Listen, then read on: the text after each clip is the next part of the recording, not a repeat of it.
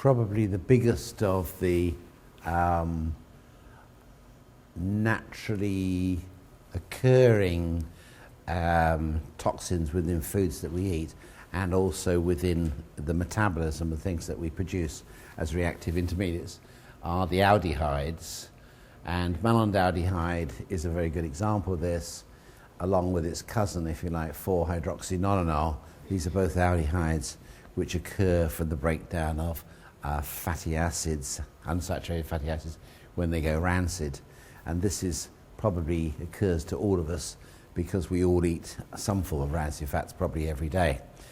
So we want to look at this briefly through and see where this fits in, and then we'll do some examination using all these markers.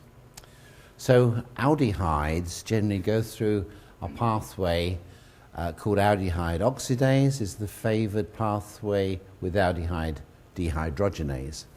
Now interestingly, oxidase and dehydrogenase is basically the same thing. So we remove dehydrogenase means we're removing a hydrogen, which is basically what oxidation is. So these two, although they're distinct enzymes, and as you can see, they have different chromosomes. So aldehyde oxidase comes from chromosome 2q, and then we see all this whole list of chromosomes with the genes for aldehyde dehydrogenase. So clearly aldehyde dehydrogenase is the main one and has lots of backups on there. And we'll see that aldehyde metabolism is a very important part why we have so many different enzymes there. They both basically need NAD and FAD, which are the active forms of vitamin B2 and B3. So in order to break down these aldehydes, we need B2, B3. The aldehyde oxidase we saw before with histamine also needs molybdenum, and the dehydrogenase needs magnesium. So malonaldehyde from rancid fats. Beware of certain, or most vegetable oils is the answer. Okay. Now some vegetable oils go rancid quicker. So we're talking about unsaturated oils. In other words, these are ones with double bonds in them. Monounsaturates tend to be more stable than polyunsaturates. So the greater number of unsaturated bonds there are, the more unstable it is, and the more likely it is to oxidize.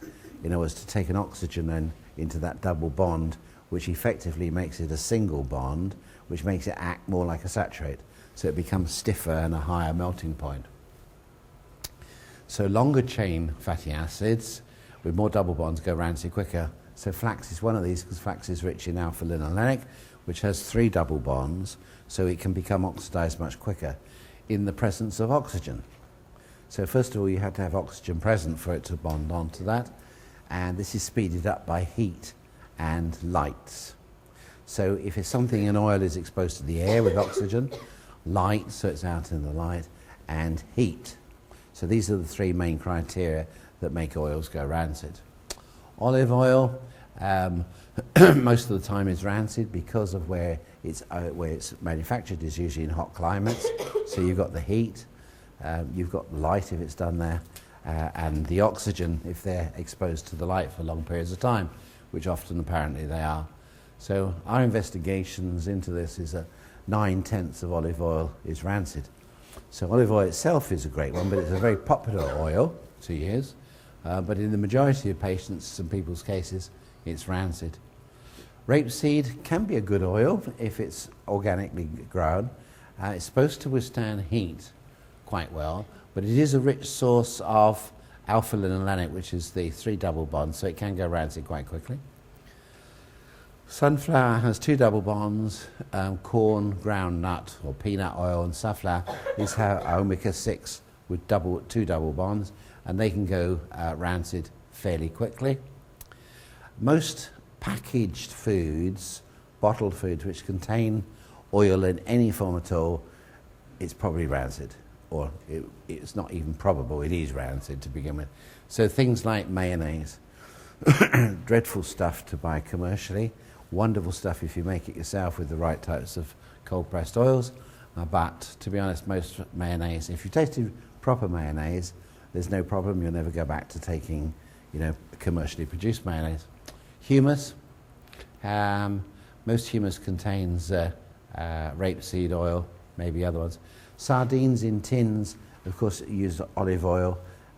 If it's got brine, it's all right, but if it's got olive oil, anything that's in a tin with olive oil, they're not going to use the best quality olive oil. So it's usually the rubbish there. Anchovies like sardines, etc., etc. There's just, an endless list of any packaged food which has any oil at all. These tend to favour rapeseed, and that's not organic rapeseed or cold pressed. It's the worst of the worst. So we find that there are some olives which are good, which we can go through at another time. One of the things that was another source of rancid oils that I was guilty of was putting half a pound of butter into the butter dish, and it would still be there about a month, 2 months later. And Jill would say, "You're not still eating that butter, are you?" And it had got brighter yellow, of course, as time went on. And I wasn't realising that brighter yellow was the oxidation of the unsaturated oils. So I was just, taking in, because I don't eat that much butter, but that's why it lasted the time for several months. So now I've learned you chop off what you're going to use for 2 or 3 days, put that in the butter dish and use that only. Keep the rest in the fridge where it's cool and away from light. So be sparing with the butter. If you use half a pound, in a family every week, then fine. But don't leave it there for months like I was. So malonaldehyde is a byproduct from the rancicity of unsaturated fats. So it gets incorporated into the fatty components of the body, which means the cell membranes of every cell in your body. And remember, 70% of the dry weight of the brain is fat. So it'll get incorporated in your brain. So basically your brain will become rancid if you have rancid fats coming in. And we have big problems with rancid brains, of course, with many neurological degenerative problems and memory problems these days. So neurological problems, skin problems. The skin gets dry, it cracks. Just ask the person, who shows to rancid fats, malonaldehyde, do you have any skin problems? And they say, oh yeah, I've got dry hair. I don't have anything particular, but I use a moisturizer because I'm so dry, because they want to moisturize the skin. And that means they need to moisturize from inside as well as outside now. High prostaglandins 2, these are the inflammatory prostaglandins from arachidonic acid. These tend to stiffen joints up and create platelet aggregation, or thickening of the clumping of the platelets, which leads towards thrombosis, which we talked about in the last seminar. So again, bad fats go to bad circulation and inflammation of the joints. So generally, detoxified by aldehyde dehydrogenase or aldehyde oxidase, so B2 and B3. Glutathione certainly works to try and get rid of rancid fats, those short-chain fatty acids. And that would be, in turn, recycled by glutathione peroxidase, which is selenium dependent. So they may need extra B12, glutathione, etc., vitamin E, selenium. So as I said before, the thing that protects an oil naturally is the content of the vitamin E naturally within the oil itself. So let's say a good olive oil might contain 5% of a mixture of different tocopherols in it. As it's exposed to more light, more heat and more air, the percentage goes down of the tocopherols. So it's not there because it's not being recycled and the oil is beginning to go rancid. And when it reaches 0, the oil goes rancid. Okay, so there's none left. So fundamentally, the older the oil, the more likely it is to be rancid. Okay, so in other words, if you had a 10-year-old bottle, I wouldn't take it, okay? But most oils, and particularly olive that we've learned, go in cycles. So you have a good year with olives and you have a bad year. You have a good year and a bad year. It's alternate years. So basically last summer, which was 2018, was a bad year. So what they're doing is they're selling 2017 oils. So they're already 2 years old. Okay? Because I found this difficult to understand why Eric Perotti, our good friend in Australia who grows olives, told us about this. And the thing is, he said that olive oil that you buy in the shop, by the time you buy it in the shop, is 2 years old. And he said, no, because he said it's at least 2 years old. So no wonder 90% of it is rancid to begin with. So the ways you protect that is to keep it in the dark. So this is why we put our oils into Miron glass. Commercially, you often put it into cans. But a green bottle is not enough. It's better than a clear bottle, but the darker it is, the better. So the more you can stop daylight from getting to it, you're going to make it last longer. If they float, what we do is commercially we float nitrogen on the top of the bottle before it's sealed. That takes out any oxygen, and therefore the oil won't go rancid. There's no oxygen to do that. But once you've undone the bottle, of course, the nitrogen goes off, and you then get air into there. So we suggest that you just put a drop of water on the top. Okay, just one drop, otherwise you don't want it to sink to the bottom. So one drop will float on the top, and it will spread by surface tension over the top and seal it from oxygen getting in. Okay? And don't store oils near the cooker. Keep them a little bit away. And if you've got an Aga, certainly don't put them anywhere near the Aga, because everything's sort of hot here surrounding that.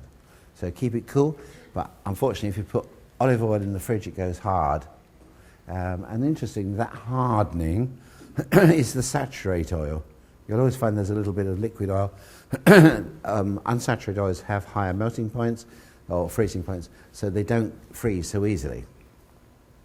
So if you put the olive oil in the fridge, the bit that goes hard is the saturated. There's about 15% if you read the bottle, which is saturated oil. So there's always going to be some saturated in unsaturated. Even in fish, there's saturated oils within fish oil itself. It's not all EPA, DHA. So malondialdehyde from rancid fats. So here we're just going back a little bit with the aldehyde, the normal pathway, that we get aldehyde from ethanol or alcohol here to acid aldehyde, and eventually it breaks down to carbon dioxide and water. Here we got methanol, which we talked about, going through the alcohol dehydrogenase pathway there to formaldehyde, formic acid, and down that way. So free radical decomposition of lipids, hydroperoxides, leads to the formation of excited chemoluminescent species by the self-reaction of secondary lipids or peroxy radicals, producing either singlet oxygen or excited carbonyl groups. So these are lipid radical with a one dot on it, lipid peroxyl radical here with the one dot. If you've got the one dot, it means a spare electron, extra electron. And lipid hydroperoxides here.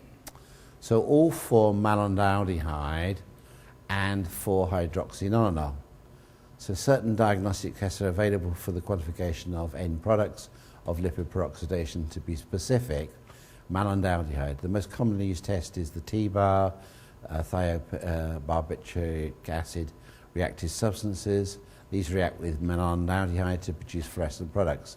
Lipid peroxidation, DNA damage by malondialdehyde by malon.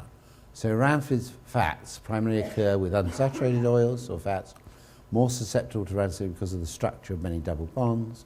Fats turn rancid in the presence of free radicals or reactive oxygen species.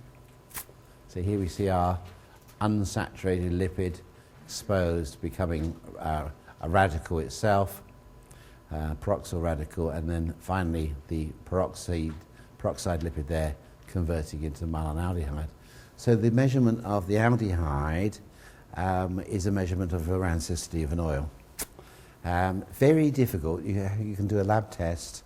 From what Eric tells us and other people in the olive oil industry, they measure it, and that's what makes the quality of an oil, is the acidity and the rancidity side of it. But at the end of the day, interestingly, it's the taster who makes the final decision on the value of the olives. So they put the olive oil in a taste, and that's what makes the quality, is whether the taster, just like tea, you can grow tea in a plantation and tea another time in the plantation, but it's not the same. The lab test could be the same, but the taste can be very different. So the olive oil is done by primarily the taster, who says whether this is a good quality and decrease in rancids. So reactive aldehydes cause toxic stress in the cells because of the peroxidation and lead to loss of membrane integrity. In other words, they make them stiffer. Malondialdehyde is used as a marker to assess the oxidative stress. It reacts with deoxyadenosine and deoxyguanosine in the DNA, to form DNA combinations which can be mutagenic. So rancid oils themselves are serious stuff. The aldehydes are bad enough, but the aldehydes, the malonaldehyde, can ultimately become mutagenic.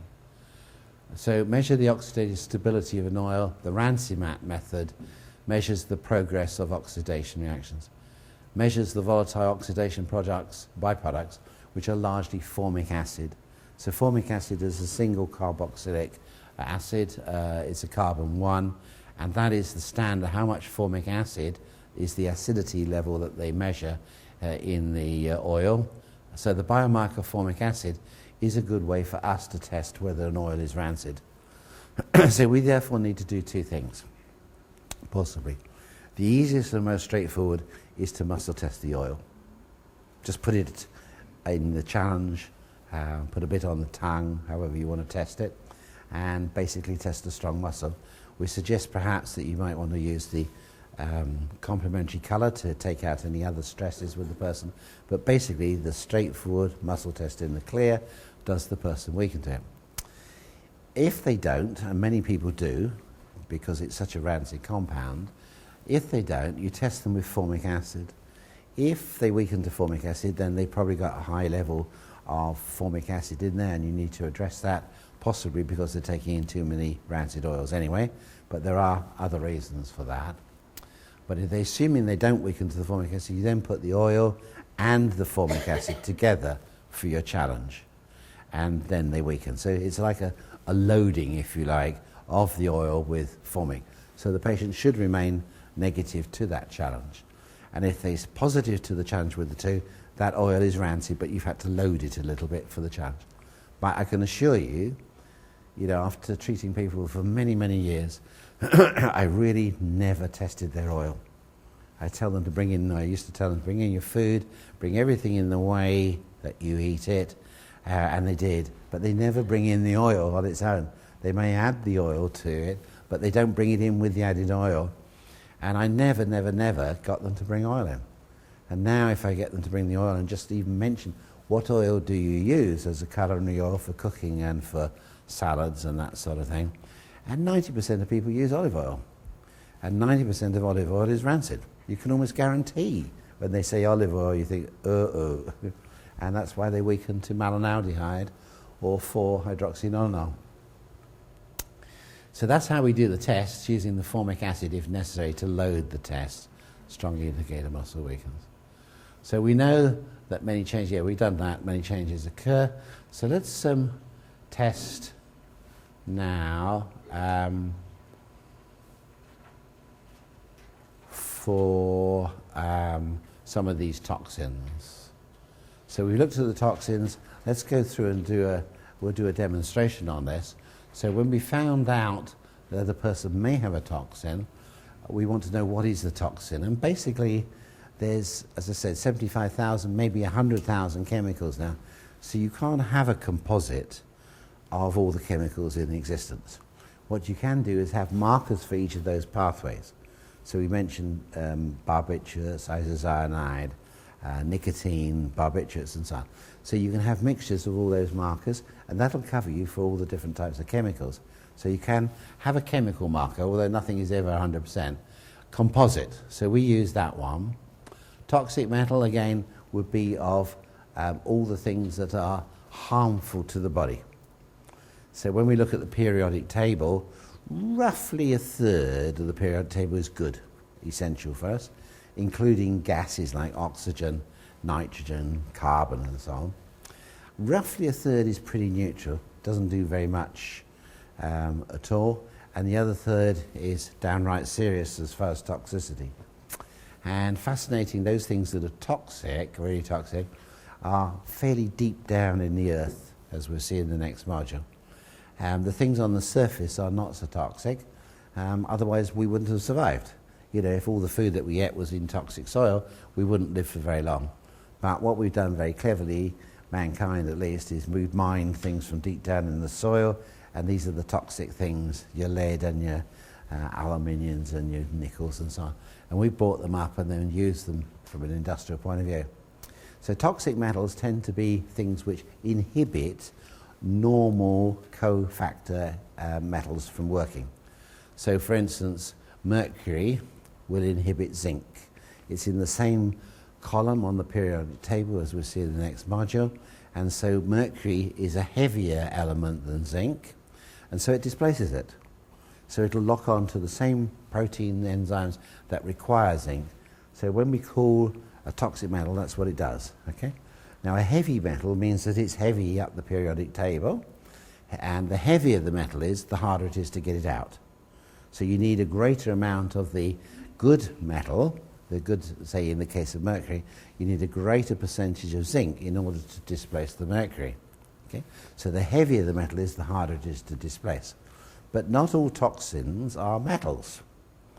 Only the ones in a certain part of the periodic table are metals. We can have non-metals that are very toxic, and arsenic is one of these, which is very common.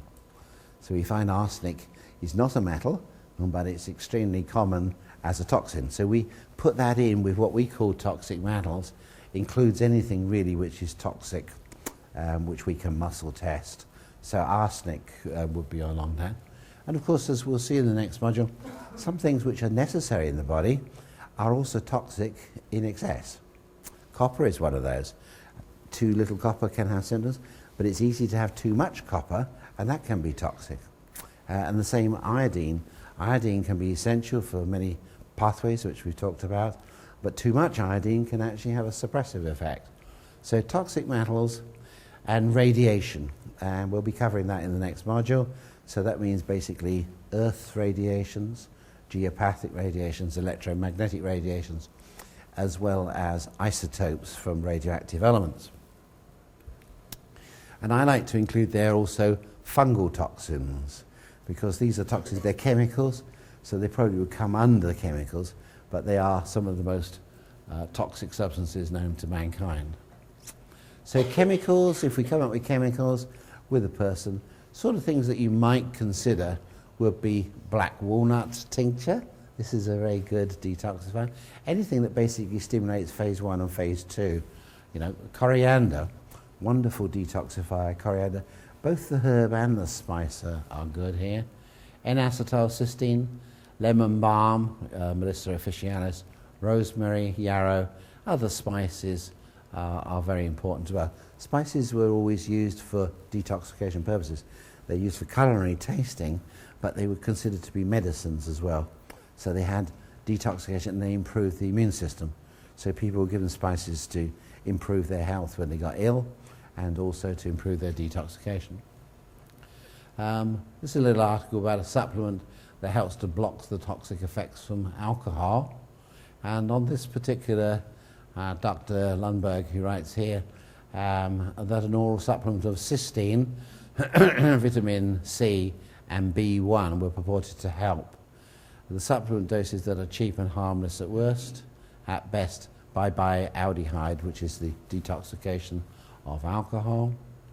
About 200 milligrams of cysteine per ounce of alcohol consumed is sufficient to block the major portion of toxic effects of aldehydes. But because alcohol is absorbed and metabolized rapidly, it may be necessary to take cysteine before and currently with consumption to maintain protection. Also, an excess of vitamin C, perhaps 600 milligrams, can help keep the cysteine in a reduced state, in other words, rotate and on the job against aldehyde. Experts recommend these doses with or without the extra B1. 1 round before drinking, 1 with each additional drink, and 1 with finished. Okay, so if we stop there.